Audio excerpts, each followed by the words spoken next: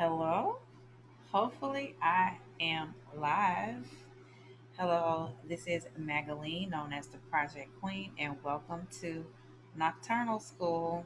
I know you guys are like, really? So, I wanted to get on tonight. I was very inspired. I attended the most phenomenal conference, Accelerate 180.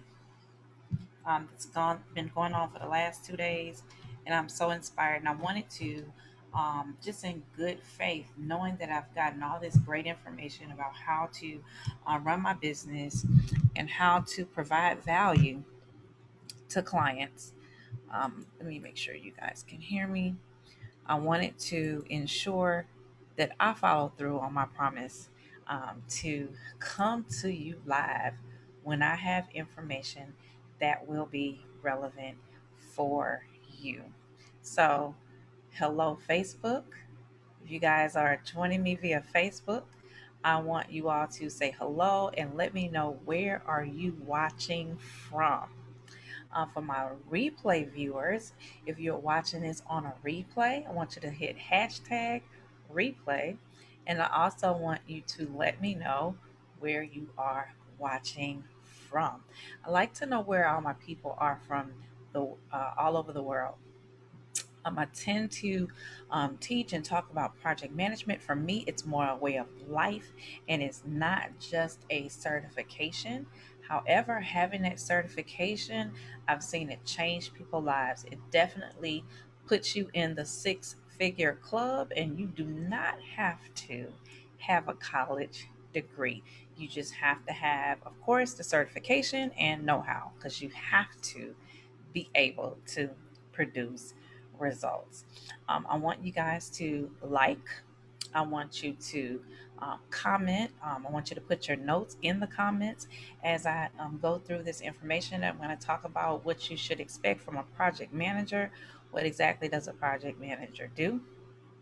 And I want you to share this out.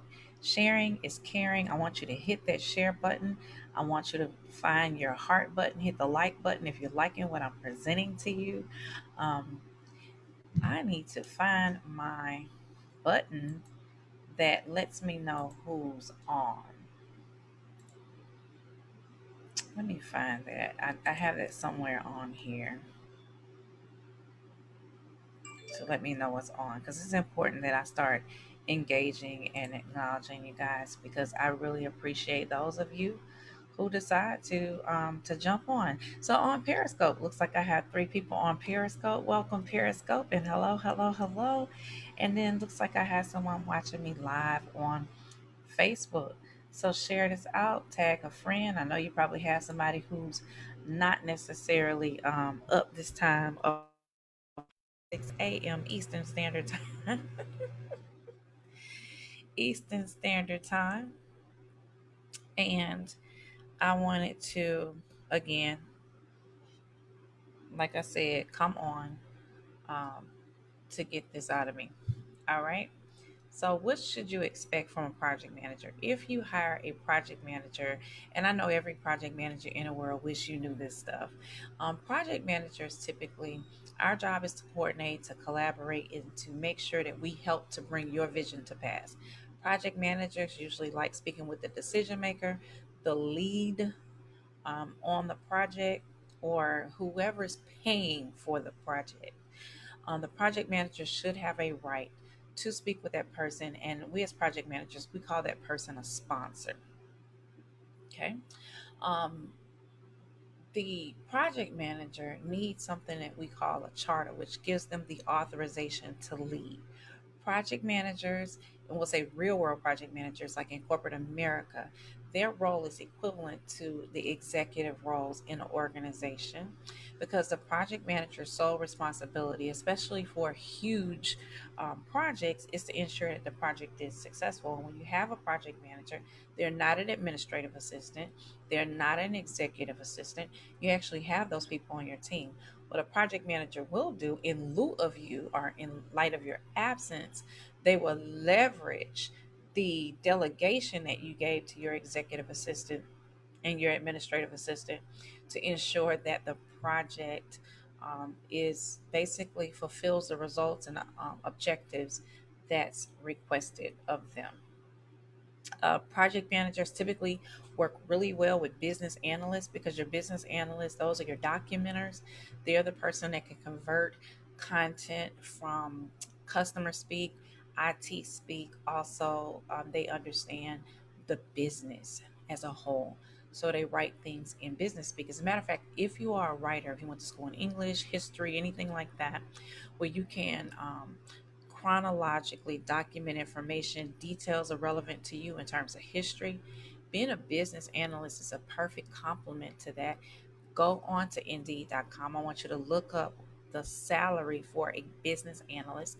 I also want you to look at the task required in the job descriptions so that you can see that this is a easily transferable skill set that you already have, and it's just putting it in a right environment so you can get paid well for that gift.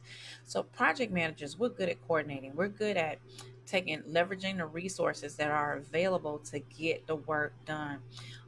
What project managers look for from a high level perspective, as soon as we get a project, we look at, okay, what exactly does this client, this customer, this department, this business, what exactly do they need done? And this is on a high level perspective. We will look at high level requirements, anything that's already readily available, so that we can figure out what is it that the client, the customer wants accomplished. The next thing from a high level perspective that we look at is what's the expected time frame. Keep in mind we said the expected time frame. We're not talking about a hard date. We're talking more about an expected time frame. And then what is the allocated budget right now? Like how much money would be allocated for this to happen? So the who, what, when, where, why, and how. Okay. That's what the project manager gathers up front from a very high level perspective. Here's when things tend to shift and change. Your purpose for bringing in a project manager is because project managers do not do business as usual. What project managers do, they tend to use we'll say science, because project management is an art and a science, but they tend to find out what it's really going to take. They're more of your realist, whereas the organization as a whole, they can be very optimistic or not, especially if they're very risk averse or risk seeking, um, but they're sort of just on a high level perspective, this is what we want. A project manager is specific. As a matter of fact, you cannot manage uncertainty. So, as a project manager, you bring me in, I can't manage uncertainty. So, here's something that you could expect from a project manager. They want you to be literal, using words like if, may, might, think, probably, possibly, all of the assumed, the unknown, the unsure, the uncertain, I have no idea type stuff. A project manager will look at all the parameters around that and force an answer. So a lot of people get upset with project managers because they're like, I thought I answered that. If you gave us some kind of iffy, blowing in the wind, pissing in the wind type statement, and there's no certainty, like if, why didn't this go well last year? It was some, well, we don't know, something happened and this department said, or whatever, something like that. Can't do anything with that. So we would actually dig deeper if there's time to figure out why was this not successful before, because it is insanity to expect different results doing the exact same thing. So typically project managers come in with that fresh eye perspective. Okay. So once we get all the high level objectives and what the desires are and the wish list and things of that nature, the next thing that we do is the ultimate thing that you have to do to ensure that the project does not fail. And that is figuring out who will be impacted by this project. Not just the leaders and the organization as a whole that wants it, but if there's any customer impacting, environmental impacts, medical impacts, any type of impacts, the project manager does this analysis to see what those impacts would be. They also figure out who, because projects fail when you do not have all of the right stakeholders engaged. Stakeholders is a fancy term that we use when we're talking about people. We don't refer to people as people, we refer to them as stakeholders because that person has a stake or a group of people has a stake in the project.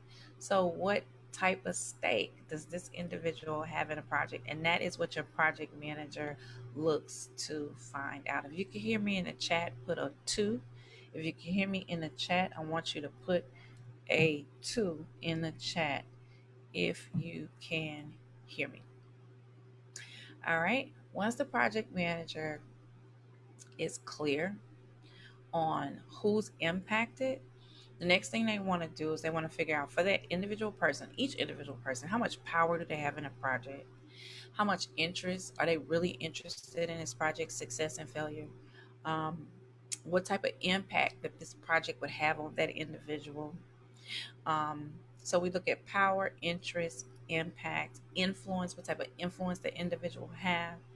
All right, and then we want to find out what are their expectations because each person have a different expectation, and then people look at things from various perspectives. So it's our job as a project manager to curate all of that, and then we have to have the critical thinking skills to sort out what that means, to sort out what that means to the project, to sort out what that means to the organization, to sort out what that means for all the intertwined individuals that will be impacted by the project.